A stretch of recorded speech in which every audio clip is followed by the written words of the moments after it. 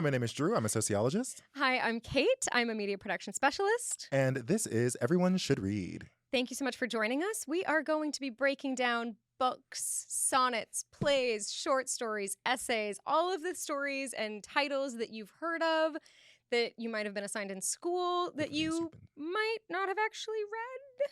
Probably haven't read. Maybe you started reading it. Maybe it went up in smoke. Maybe you got it for your book club and you didn't finish it. Maybe you didn't understand what all the hype was about. Yeah. One of my favorite examples is that everyone knows how to kill Dracula, but most people haven't read the book. Yeah, and there it is. There it is. Why do we know how to kill vampires? Circle back to episode 1 if you would like to hear all about Dracula. But today's a fun one. Today is so fun. I am going to get on a soapbox and I'm not going to come down. I'm ready for you to get on this soapbox. This is yet another episode in our Gothic literature season. We are doing Gothic romanticism. I'm so excited. Okay.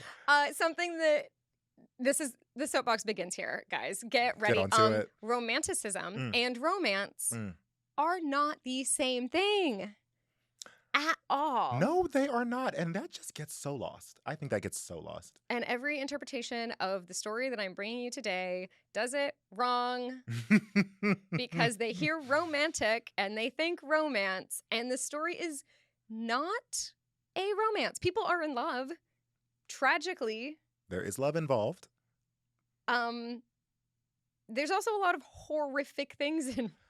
Yeah, so romanticism, I think all Gothic literature is romanticism. Not all romanticism is Gothic, but in this case, we're doing Gothic romanticism, which is super exciting. We are leaning heavy into both themes today. 100%. People are being haunted. Haunted by themselves, by thoughts and narrative. By the narrative. People are haunting the narrative. The narrative is haunting them. I know. To imagine haunting the narrative and being haunted back. Oh, I know. And I have the most unreliable of narrators of all time. Which is haunting, one might say. I think one of the things that I want to establish sort of early on is that romanticism is a response to the scientific revolution and the Enlightenment. It is the turning away from the idea of the Enlightenment and the idea of categorizing the world and sort of everything it bred, the sort of scramble for Africa and the divvying up the new world and all of these things. And also just the idea that, like, we are conquerors, nature is to be conquered. Romanticism reemerges and says, what if everything isn't so black and white? What if romanticism is like the advocacy for nuance and whimsy? It's also the gray area of morality. Everywhere there is gray. Absolutely. And we are going to have so much fun today because our stories are brought to you by sisters. Shout out to the whole Bronte family. Absolutely. You have Charlotte Bronte. I have Emily Bronte. They published under Kerr and Ellis Bell. And interestingly enough, the book that I wrote was picked up by the publisher first, but your book was published first. The one, the only Jane Eyre. Yes, and I am reading Wuthering Heights by Emily Bronte, which was published the year before she died of tuberculosis. Really? Someone tag John Green in the comments, please, because everything is tuberculosis. I have not read that. Is that a book? That's a book. It's good. I'm gonna read that. It's okay, a good book. That's on the list. It's also on the list. Yes. Oh, it grows. It grows and grows. But no, everything is tuberculosis. And in true older sister fashion, I have to call out Charlotte right now. Do it. Because Emily dies the year after her book is published, and 2 years later, her older sister Charlotte publishes her edit of the book. Which is like the most older sister nonsense. Absolutely, it is. What do you ever mean you're heard. editing my book posthumously? Like, what are you doing? Oh, I'd be furious. Yes. So there is the 1847 edition, which is the Emily Bronte edition. And then there's the 1850 Charlotte Bronte edition. And both were preserved, which I appreciate. Yes. And these are some of the best preserved texts of what they are from the time. And we're so lucky to have them because the Brontes lived in the moors the same way that, at least in Wuthering Heights, the characters do. And unlike the books that we have explored previously, where the world around them is vast and fast-paced and ever-moving, and the characters are grappling with the changing of the world, the characters in Wuthering Heights exist within like a 4-mile radius. There's a very internal character and the like to these 10 stories. people that they've known their whole lives, and that's it. And the sisters share this in both of their texts. That Yeah. really like interesting internal lens. Yeah. The sisters, their mother died early. Their two older sisters died early. They were raised by their aunt. They were sent off to school, hated it, came back. They were trained to become governesses, left, became governesses, hated that, came back. So much of who they are as people, as writers, as storytellers, exists in that same narrative of, I just really want to be at home. I would like to be where it is cozy and safe, and I know everyone and everyone knows me. But in doing so, you have a lack of growth if no one expects you to change because they expect you to be who you are and who they know you to be. Right. And I think that is really highlighted in Wuthering Heights, which we will get into. I think, I'm going to preface myself by saying Virginia Woolf is one of my partner's favorite authors. If you know Drew in real life, Virginia Woolf comes up at minimum once a day. I have developed a newfound appreciation for Virginia Woolf through my appreciation for the love of my life. And we love that for you. And one of the things that I never appreciated with Virginia Woolf that I have come to appreciate a great deal and identify in other writers is her focus on like stream of consciousness, like internal world of her characters. I think that's so rich. And I see that in contemporary novels now, and I develop a newfound appreciation for that as well. But I obviously see that here, and it's so great reading Jane Eyre and like this version of writing like the rich internal world, and that this clearly would have inspired Virginia Woolf, who was also a prolific English feminist writer. I just love to see the through line. I love to see when you can tell who a writer's inspirations and heroes were, who they studied in order to devise their own voice. I think that's really, really fun, and I really appreciated that reading Jane Eyre. And the Bronte sisters, I mean, they're really, really good at what they do, and their romanticism, their use of it. Yes, it's so fun. We have some really sort of crazy stories to tell, and we want to get into the lessons learned and the takeaway and the sociological impacts and pop culture impacts more quickly than we do in some of the other episodes because these books are so dense and there's so much. My story takes place over decades. So we're going to give really brief overviews of sort of like the cast of characters, what to expect. Right. Try to avoid spoilers as much as possible. It's not a spoiler to say that a lot of people die in my book. It was written by a woman dying of tuberculosis. Right. It is ever present to the point where I was Googling like symptoms of tuberculosis. What is a head fever? What does it mean to just be sickly in the 1840s? Why would someone stop eating? What is going on here? Yes, the wasting disease. The wasting Their disease. Their humors are unbalanced. Whatever. What is going on? Why is everyone just unwell? But it turns out if you're written by a woman dying of tuberculosis, then that's going to be pervasive in your story. Illness and internal grief. Who knew? Yeah. Comes across So in not the a spoiler to today. say that a lot of people die in my story. Yeah. It will be a spoiler if you have not encountered this story in any capacity and then go see the upcoming Wuthering Heights film that is coming out that I already have issues with, but that's for like 5 minutes from now. Yeah, literally like spare no moments. Tell me about this book. Tell me about your experience with this book. How do you feel about it? Talk to me about Wuthering Heights. Okay, so my first encounter with Wuthering Heights, when my mother was 19, she went to go see a screening of the 1939 Laurence Olivier film adaptation with her mother. And my mother fell in love with this story. She did not fall in love with the story that is in this book. Oh. And it's so important to understand that the romance versus romantic concepts are so different. One of the inherent tenets of a romance story is that like people are in love and good things happen. And like now in modern day romance, one of the tenets is that it has to end happily. Yeah. Which I love because if I am looking for something to bring me out of a doom and gloom sort of attitude or like something to take me away from the current world and the way it exists. Yes. If I am looking for escapism, I love a happily ever after. I love knowing that like good things are going to happen in this story. That's important to me if I as a reader, as a consumer of media of any kind, am looking for escapism, Mm-hmm. knowing that it doesn't end with everyone dying is really nice. Yeah. Yes. That helps. Sometimes I look for a darker sense of humor, or I look for something where I can, expand my vocabulary or expand my commentary. worldview. Yeah. Wuthering Heights is not a romance. No, it is romantic It in is the sense that it employs romanticism, but like romanticism is a very heavy literary style, and it draws, specifically Gothic romanticism, but romanticism in general draws on so many tools. There are like a lot of romantic tools. Yes, and the number one tool that we have is an unreliable narrator narrating to another unreliable narrator. Crazy balance of you can't trust anyone saying anything because everything is hearsay. Everything is second or third hand in this story. And the character telling the majority of the story, I believe, is the villain. I don't want to say antagonist. I could. But she actively works against so many of the characters, and so many bad things that happen to each of the characters are because the woman who is narrating the story made deliberate decisions, but cast herself in a positive light. And so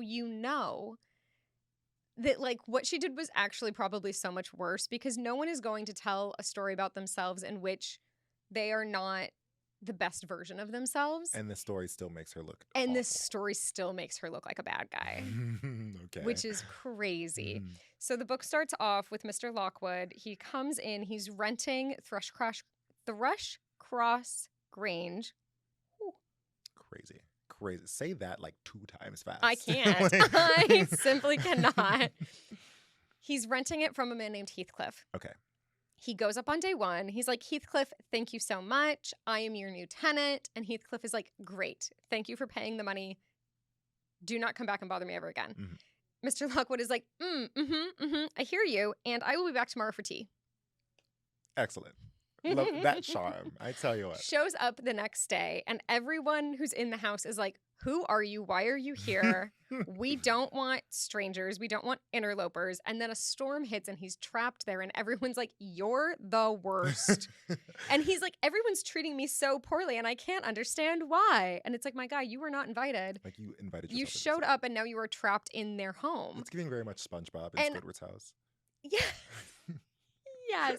But also, there's so much going on interpersonally with all of these characters. There's so much drama going on, and you have shown up at a terrible time, and now you're trapped in this house. Excellent. And they're like, okay, well, we're just going to put you in this room until the storm is over so we can all fight with one another without you interfering with the interpersonal drama of a family that you know nothing and understand nothing about.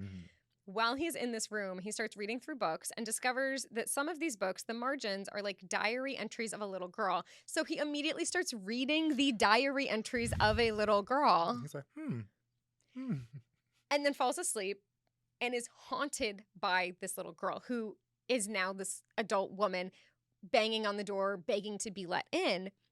He wakes up screaming. Heathcliff comes in. He's like, what now? Like, what? You're in my house. Like, please just go to sleep.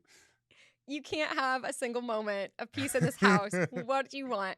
And the guy's like, this woman, she calls herself Catherine Linton. She's banging on the door. She says she's trying to be let in. She's saying she's been locked out for 20 years and she just wants to be let in. And Heathcliff's like, get out of my house.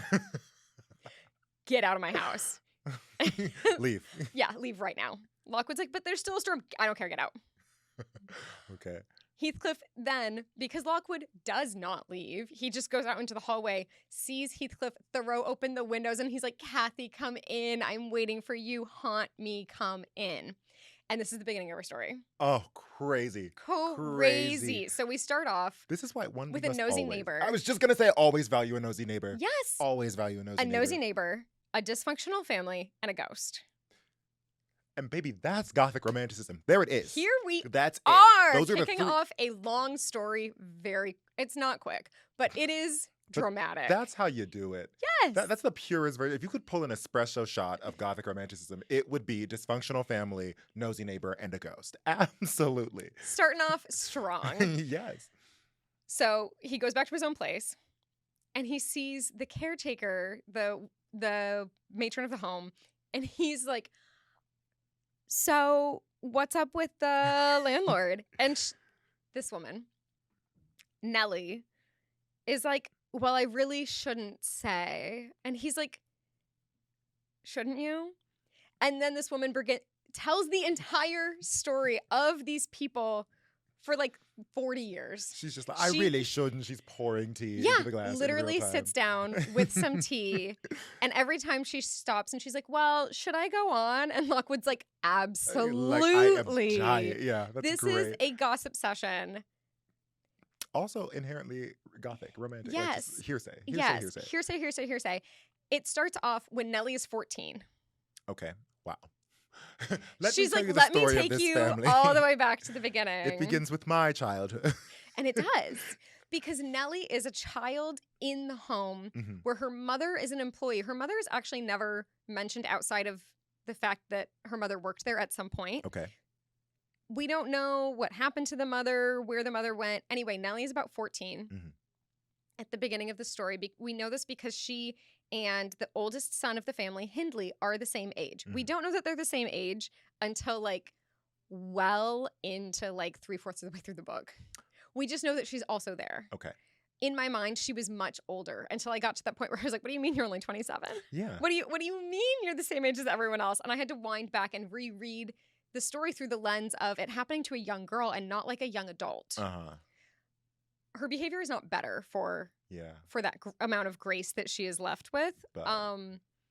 It does justify a couple things when it turns out she's like only 21 when she's like does some really horrible things and not like in her mid-30s like I thought she was. Yeah. But her behavior is largely inexcusable. Noted. I mean, based on, It's crazy. Go on. Okay, so there's a family that she works for called the Earnshaws. They own a home called Wuthering Heights. This whole story is about landed gentry. It's very important to understand. There are different societal structures. This is the English countryside. It's like West Yorkshire. It's in the moors. It is out there. The nearest neighbors to the Wuthering Heights property is Thrushcross Grange, and it's 4 miles away. And then from there, you still have to like take horses and whatever into town. Okay. Hardly anyone ever goes into town in this entire story. And that is part of the problem. I think if they had a larger expanse of network of friends and people in their lives, a lot of these stories wouldn't have happened. These people, if they had lived in a city, none of this would have happened because they would have been exposed to so many more people and ideas and concepts. Just early on.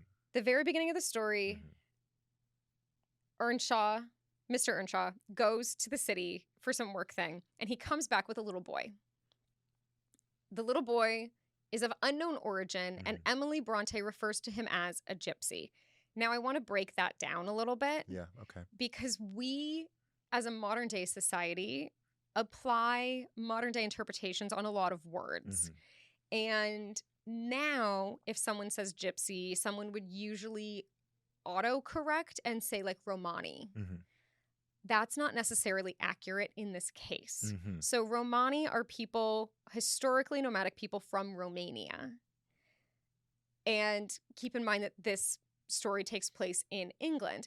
There are another type of gypsy people who live in and around the UK who now refer to themselves as travelers. And those two groups of people are not necessarily all that related. Yeah. It was a word used to describe gypsy people who were nomadic. They were on the outsides and outskirts of society, and they were different. They were other, and something that is very important, cannot stress the level of importance, they were brown. So we touched on this a little bit. For like an hour this morning. The conversation got heated and devolved, but it's fine. But in a really great way. In a really beautiful way.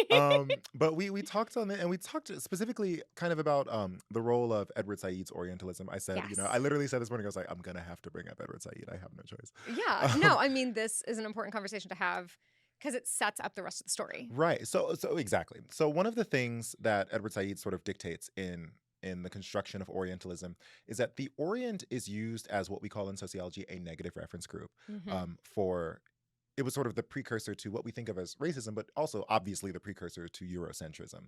And a negative reference group is this sort of idea that I know what I am based on what I am not. I can look Mhm. at you and I can say, I am not you, you are not me, I have these things, you do not have these things because you are not me. And that's how I construct my identity.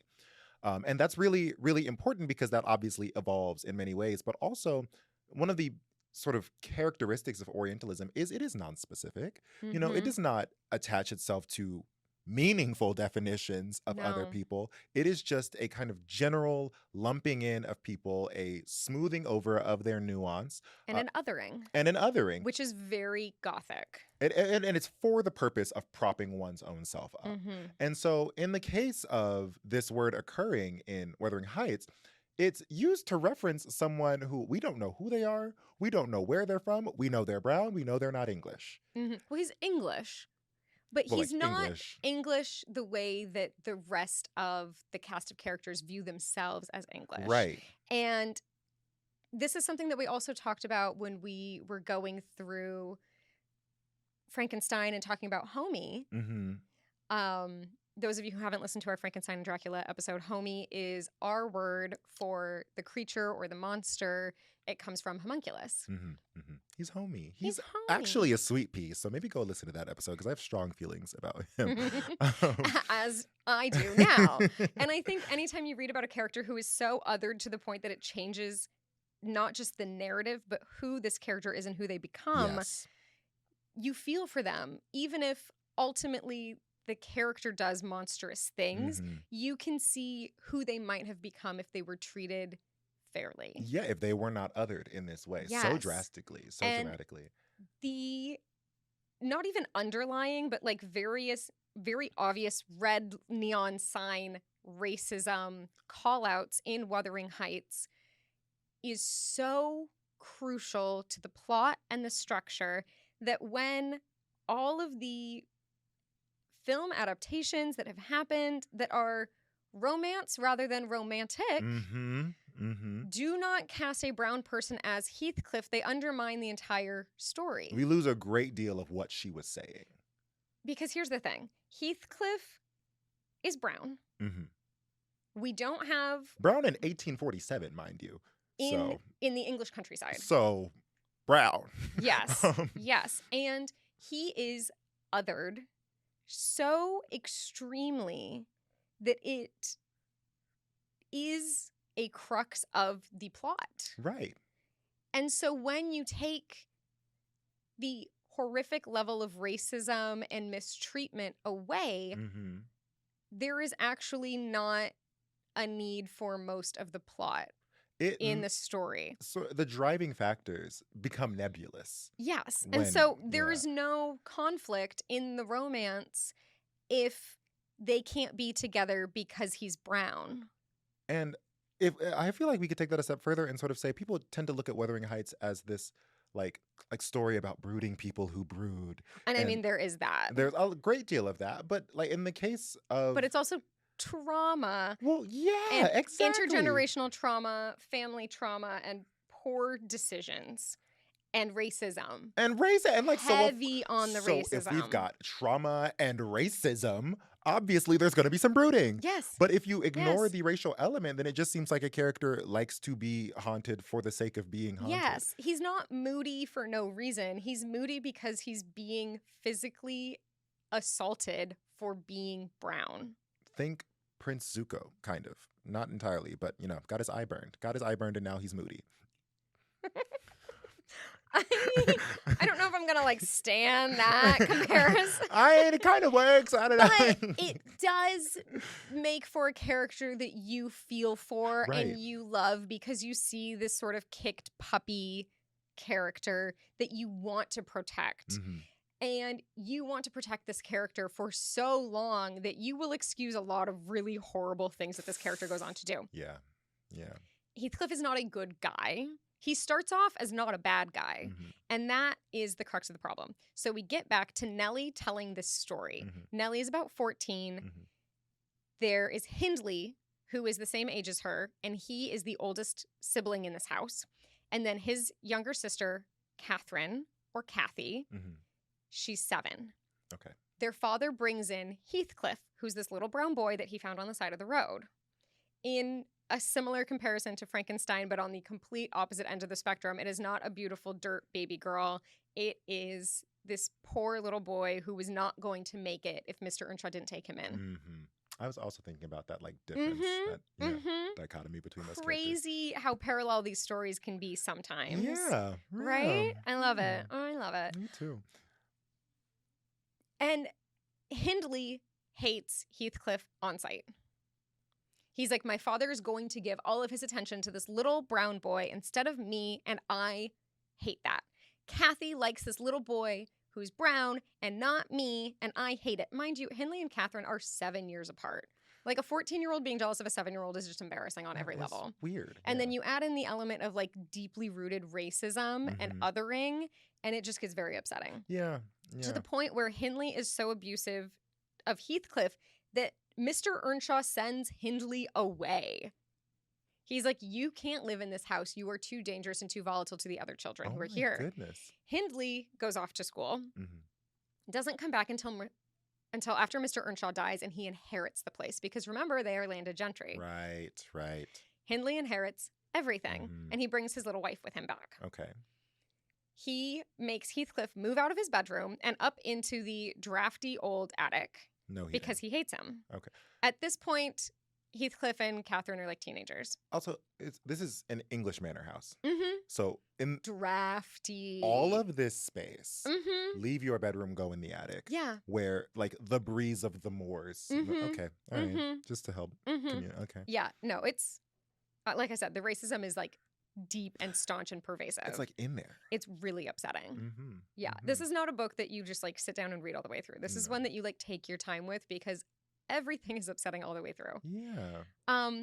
There are neighbors 4 miles down at aforementioned Thrushcross. I cannot say this. It's an awful. Thrushcross Grange. Just Thrushcross. They could have named it anything. Like, really. why? This is why nobody takes English seriously. This is not the only reason. The Linton family lives down there. Okay. And Kathy and Heathcliff, who are best friends, they are twin flames. They are, you know, different sides of the same coin. They are obsessed with each other. They love each other. They go nowhere without each other. When the teachers refused to teach Heathcliff because, again, he's brown, Kathy was like, fine, I will teach him myself. And so she came home every single day and taught him the lessons that she learned in school. Like, genuinely, these are two peas in a pod. Yeah. They go down to spy on their neighbors, as children do. Yes. Kathy gets bit by the dog. Damn. And she's like, Heathcliff, you have to run because these people are not going to be friendly to you. You have to go home and you have to tell them what happened to me. This is back in the day when if you get sick, you just, like, stay where you are sick until you get better because healthcare is so bad.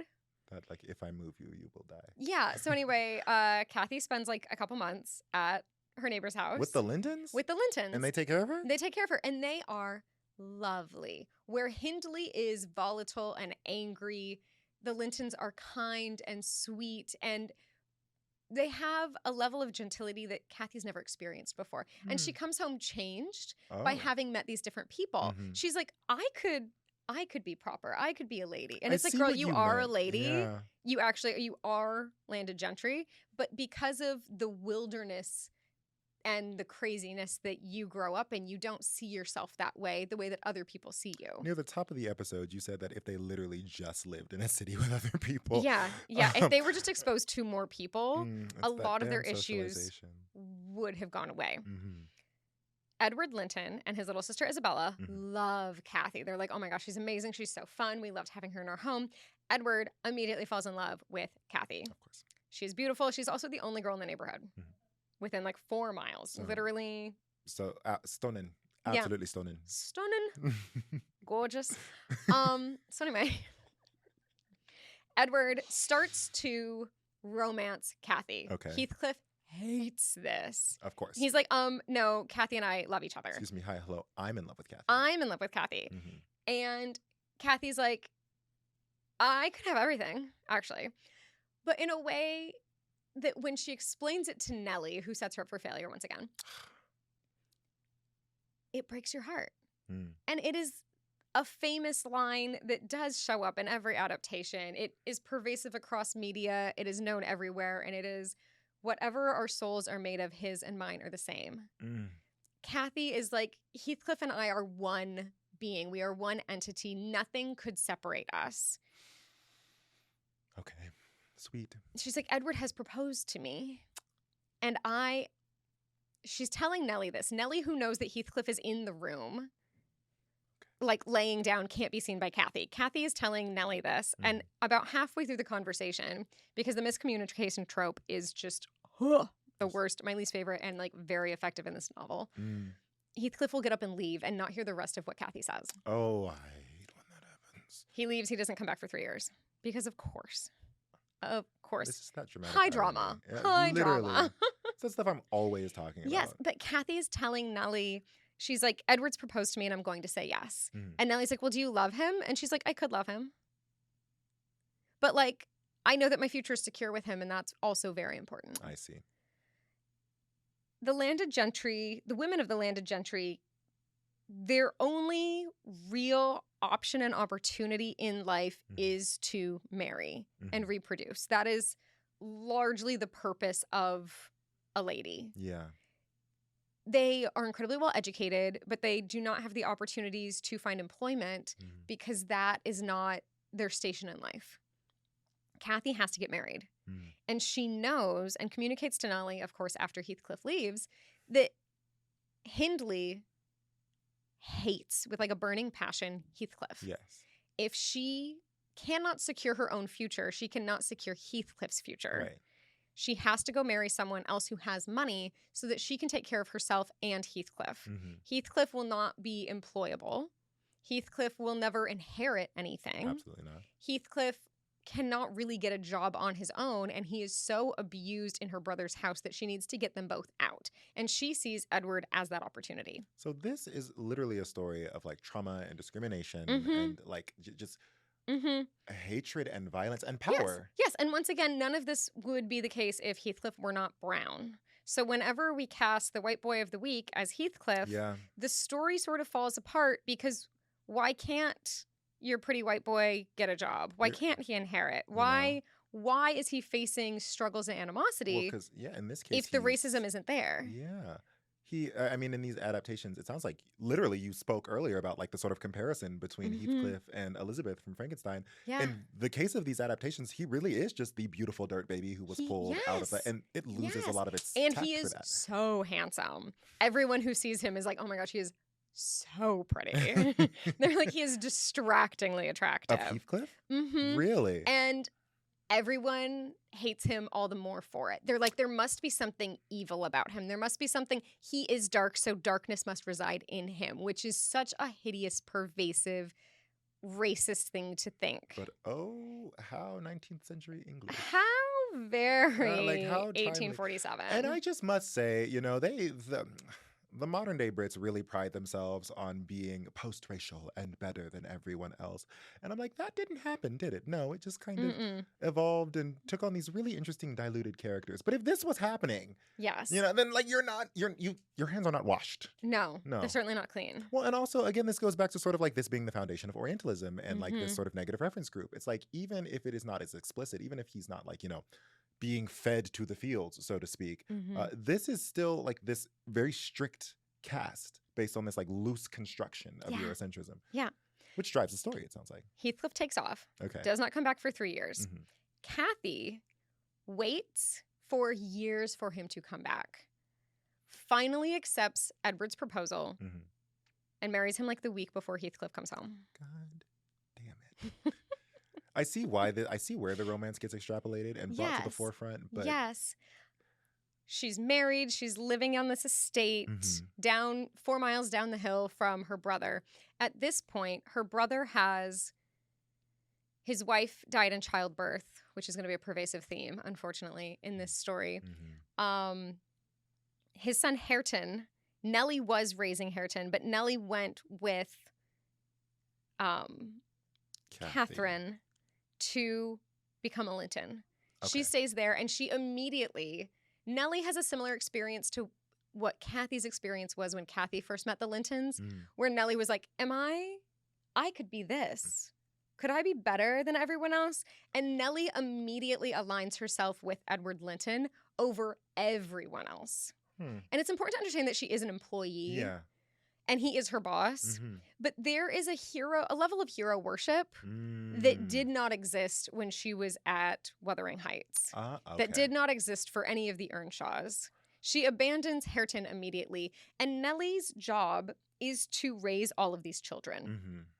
And she hates them. No, whose children are these? Are these Kathy and Edward's children? No, okay. Not yet. Oh, okay. So Hindley, who was her age, she was like pseudo responsible for raising him. Okay. Reminder: he grows up to be a racist, abusive piece of shit. Excellent. She is partially responsible for raising Catherine Earnshaw, who then becomes Catherine Linton. Catherine, who ended up being lovely. Well, or not. Okay. We'll get there. Damn. And Heathcliff. The victim. For now. Damn. Oh my goodness. Listen, I think it's important to understand that hurt people hurt people. Clearly, I am learning this in real time. And everyone in this story is a hurt person. Oh my God. I am so... No one is innocent of, crime or what is going on here? We gotta leave this in. You gotta lean into this story. I'm just so sad right now. Please go on. Hurt people hurt people. No one is innocent. Everyone is a victim of their situation and their circumstance to some degree. And almost everyone ends up turning around and hurting someone else. Whether it is intentional or not, whether it is because they don't know better, whether it is because they have decided to choose violence. There's a lot of revenge and retribution in this story. Heathcliff discovers that Kathy has married Edward 3 years after he has left, has sent no word, has not heard from her, but he comes back with a fortune that no one can understand how he got. Okay. Is this explained? No, just plot device? it's just... He has money, and Hindley, since the death of his wife, has turned to alcoholism and now needs someone to help him cover the lost cost. Heathcliff moves in and starts paying rent to Hindley. Hindley develops a gambling problem, and over the course of the story, ends up mortgaging his entire property to Heathcliff. Aha, excellent. Hindley will go on to die. So many people die in this story. It sounds like, I don't know. It sounds like Heathcliff is friends with the author.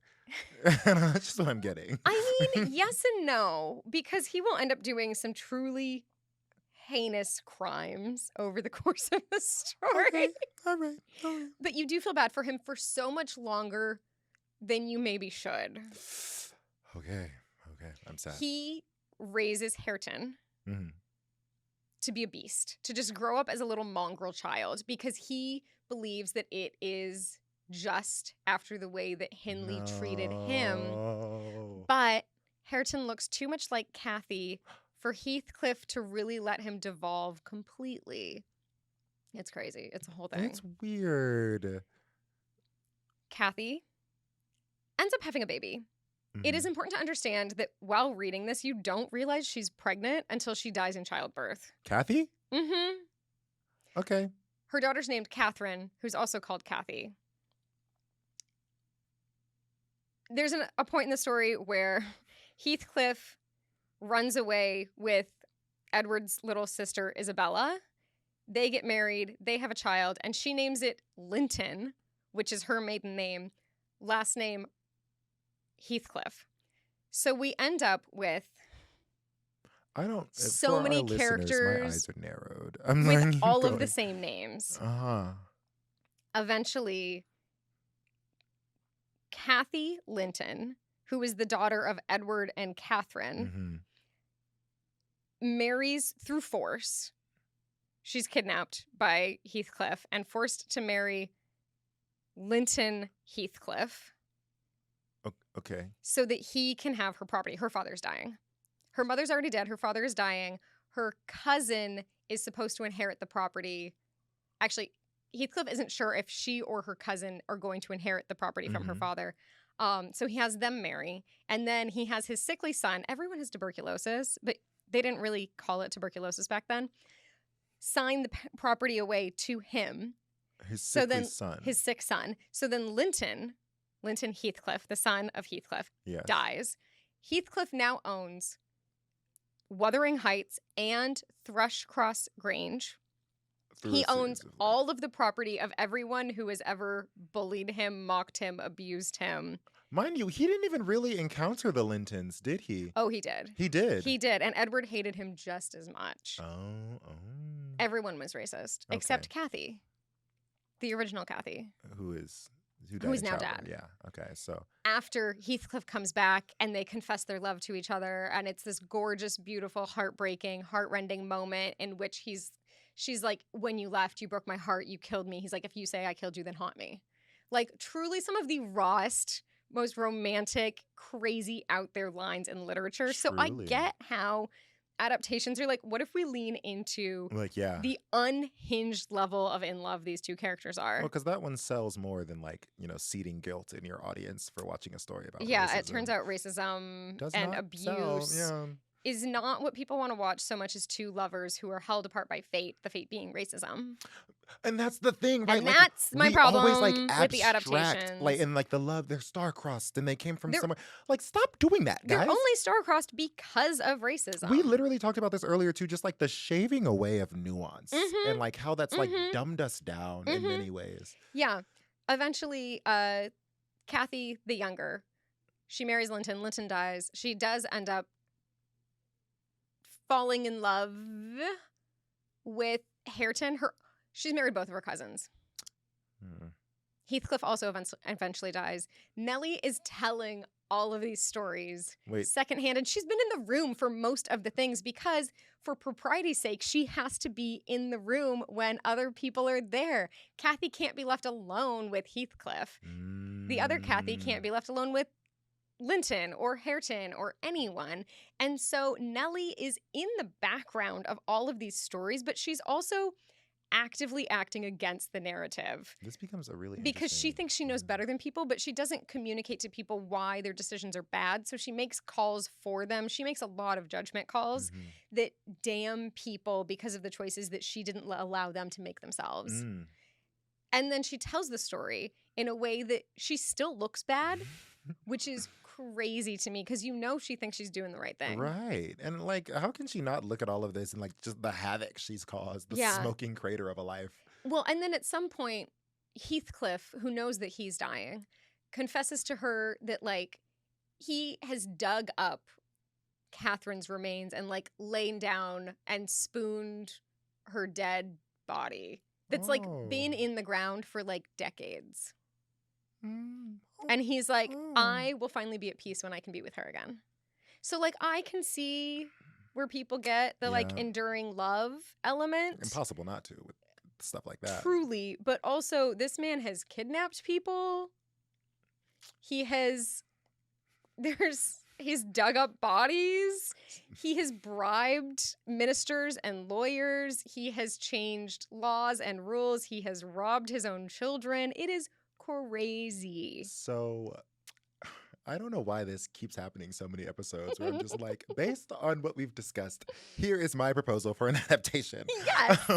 But based on what we've discussed, yeah, would love a Wuthering Heights that is a story about how a broken heart and consistent trauma is like a Joker-esque descent into madness. Oh, you're right there. Like on the perspective of it like follows him mostly, or even him exclusively, as he becomes awful. Well, and we don't have a lot of insight into him because Nellie, who from the time he was 7, treats him as though he is a monster and is always going to be evil, but she's also telling the story looking back. So we don't know how much of it is her being like, well, I know he's evil now.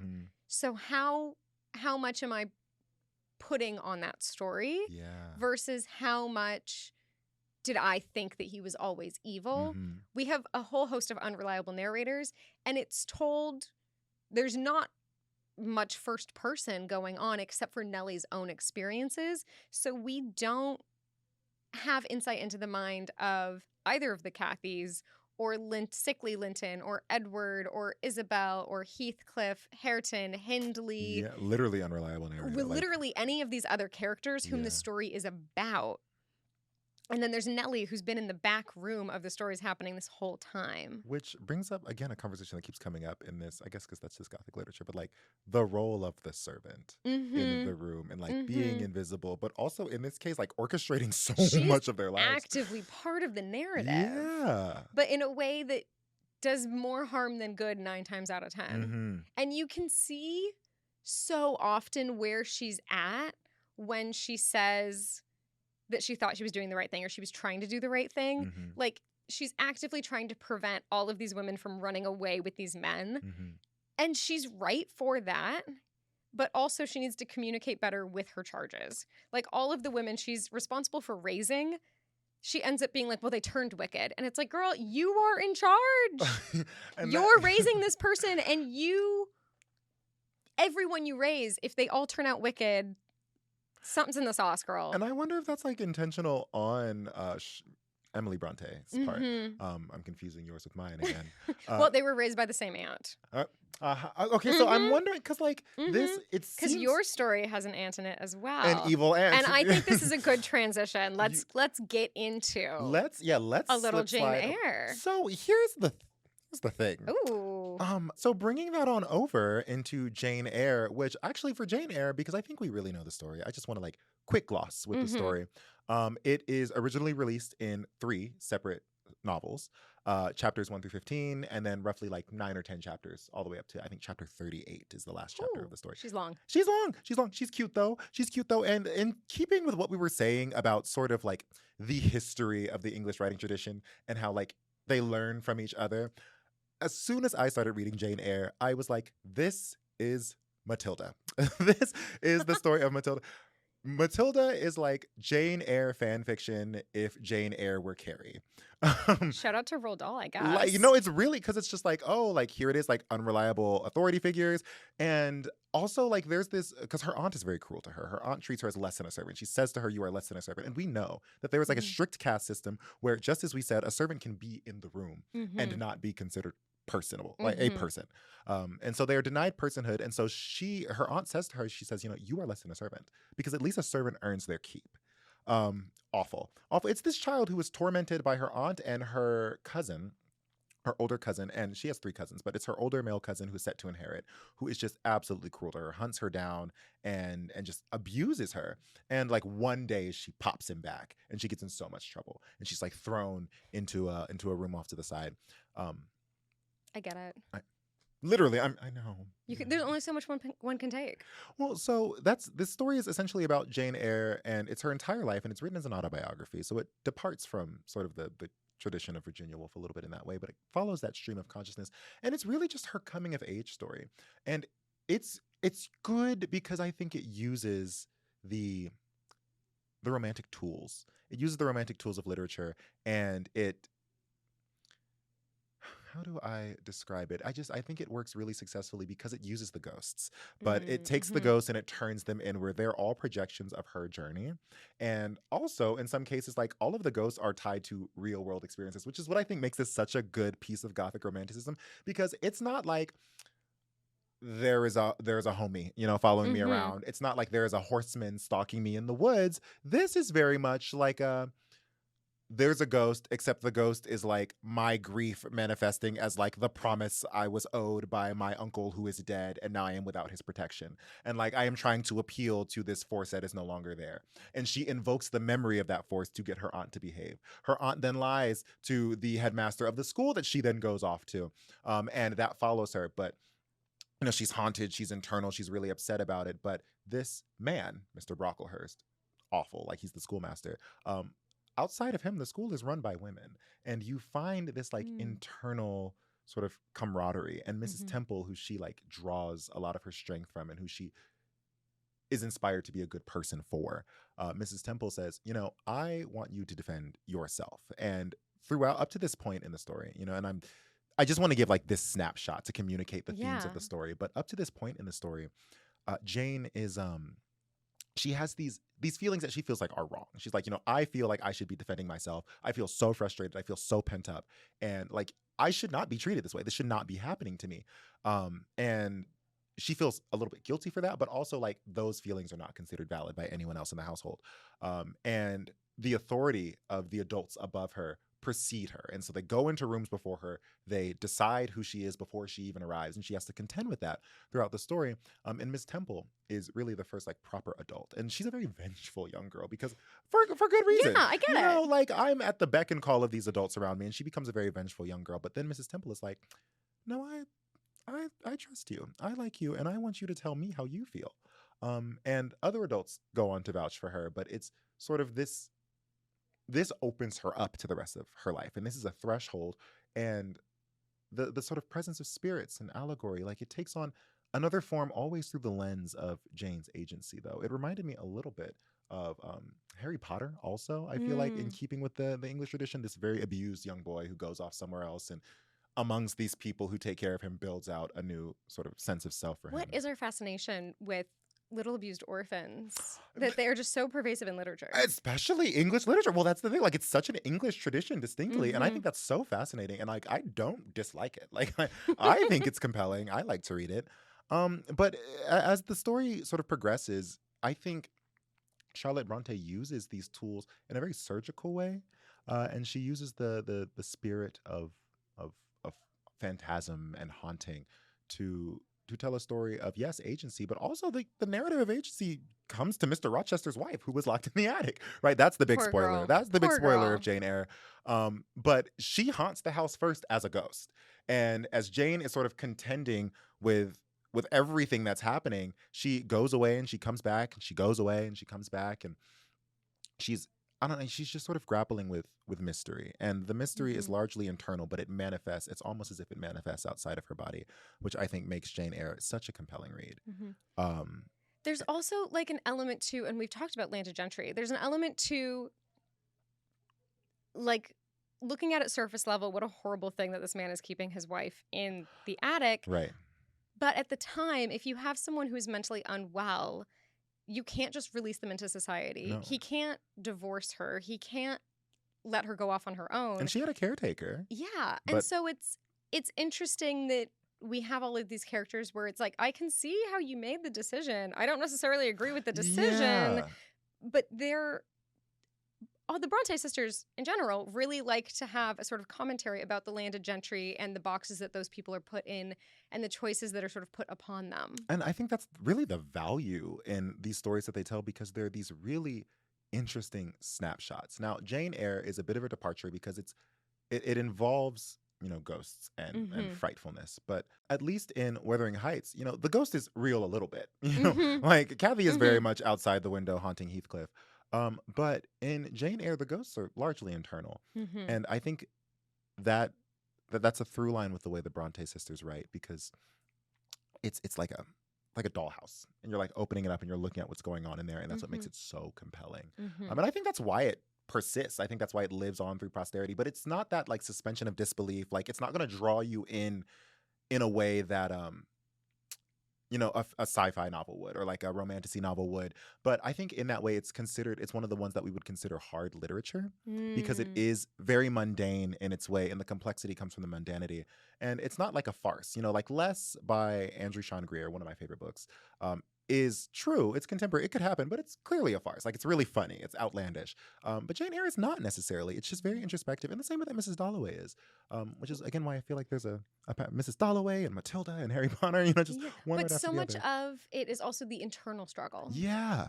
Yeah, which is romantic, right? Yes. That is romantic. That's in the romantic toolbox. I really enjoyed it. I don't know. I liked Jane Eyre. I won't say that, like, I would not have read it on my own. I will say that straight up. It probably, I appreciate the honesty. Yeah, I mean, well, that's the thing, like, when I think of Jane Eyre, I think of like, that suite of books. Like, would I have arrived at that? Probably not. Probably not. Well, and there's a lot to be said about the fact that growing up, at least in America, the way that books are chosen for people and what people opt in and out of, so often the authors and writers and main characters, all of the storytelling devices are geared towards men and boys because we are told that they're not interested in or can't relate to stories by and about women. So we have all of these stories that we are given in school that we have Harry Potter versus Matilda, right? We have the story about the little boy and everyone's like, well, I can relate to this. And so little girls grow up reading stories about little girls and little boys and develop a greater sense of empathy because they're able to put themselves in the shoes of other people, whereas little boys are not even given the opportunity to put themselves in the shoes of other people and develop that greater sense of empathy that is so important at the developmental stage that you were reading points of view of other people. Well, so, and to that same point, for that reason, I do think everyone should read Jane Eyre. I think they should read it while they're young, though. I think they should read it while they're young. I'm not going to say, like, I'm so exceptional, I'm so different, but, like, I'm a bit of an exception to the rule because, like, you know, I was 7 years old reading Mouse. You know, You're a whole different ballgame. Whole other, like, I was reading The Color Purple, I was reading Beloved, like, I was different, intense, complicated stories. But in a structured environment like school, and, you know, we're sort of introducing this to young people, I don't see why, when Jane Eyre, at least maybe the first one, where she leaves her home and goes to school, like, that's a story about a young girl. That story can be taught to children. And maybe it can be a part of the curriculum in that it comes again in middle school and it comes again in high school. And Jane Eyre can be a through line. Well, and we have so many stories that follow characters throughout their life. Yeah, and there's value in that. And unfortunately, all the ones that are coming to mind right now are about little boys. But we have so many stories that you start with someone when they are 10, 11 years old, and each book you watch them grow up. Yeah. And there's something to be said about reading them as they come out. I know that you are not the right age for this, but I was reading Harry Potter as it was coming out, and I was the same age as the characters. So there was a lot of developmental things that, like, these characters are going through this and me and my friends are going through this. Whereas books by Madeline L'Engle or Tamora Pierce had been written decades before I was born. And so I was able to read start to finish these children's to adults' lives stories very quickly. And there are things that are not thematically appropriate for all children at all points in time that if you speed read through the life of someone, you will get to parts of their life that are more difficult to understand when you're younger because you're just not there yet. And so I like the idea of teaching part of Jane Eyre to students and allowing them to deepen that appreciation and then also be like, hey, when you're older, there's more. There's more. The story keeps going and it gets crazier. I think there's so much value in it. I really, really do. And so, I think everyone should read Jane Eyre. I think everyone should, it should be structured into curriculums. It's one of those, I haven't said that about any of the other books thus far. A lot of the books we've read thus far, I would teach to, like, a college class. But this one can be developmental. I think it has value in that. What about Wuthering Heights? Wuthering Heights is tough. It is a tough read. I think people should read it because the popular misconception about the story is so dramatically different than what the story is that you are missing almost all of the key components. Yeah, it's an entirely different story. It's an entirely different story. And we continue to have new adaptations made with The White Boy of the Week that are just not true, accurate depictions of what the story is trying to tell us. So I think it is an important one to read, but that doesn't mean you can't enjoy the film. The film is just a very different piece of media. Literally, right. That's how I summarize it. It's inspired by. Based on the novel. Yeah. Yeah. But I'm so glad we got to do this. Yeah, me as well. This is our first episode where both authors were women. Bless.